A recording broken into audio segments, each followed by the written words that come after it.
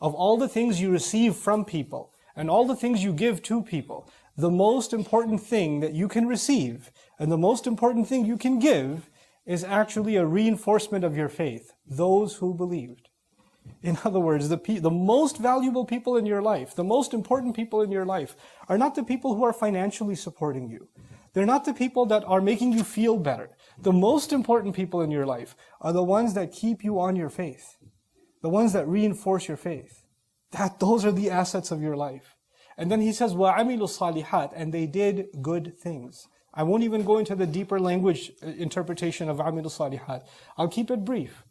Again, who are the most important people in our lives? The people that when we're around them, it's easier for us to do good things based on our faith.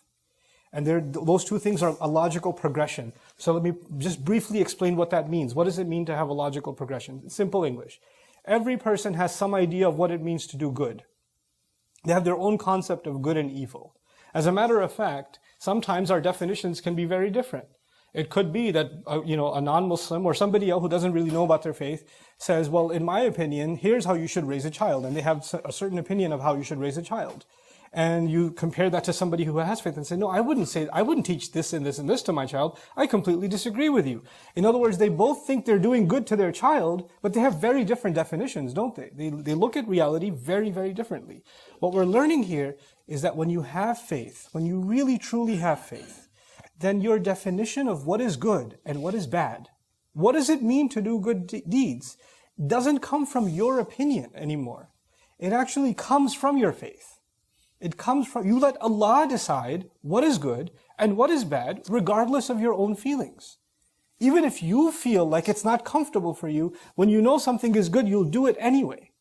Once you understand, truly understand, what is it that Allah is saying though? And that is a disclaimer. A lot of times people misuse what Allah is saying. A lot of times people tell you this is what Allah said, or this is what the Messenger of Allah said, sallallahu alaihi wasallam, and they oversimplify or misstate what is it that actually Allah wants. And then they make you feel bad that you're not doing what they want because they're masking it as something that Allah wants. This is why you have to know your faith on your own. You have to study, you have to learn, you have to be inquisitive. So you have to really understand what is it that Allah wants. But once you know this is what Allah wants, then you commit yourself to it. وَعَمِلُوا الصَّالِحَاتِ.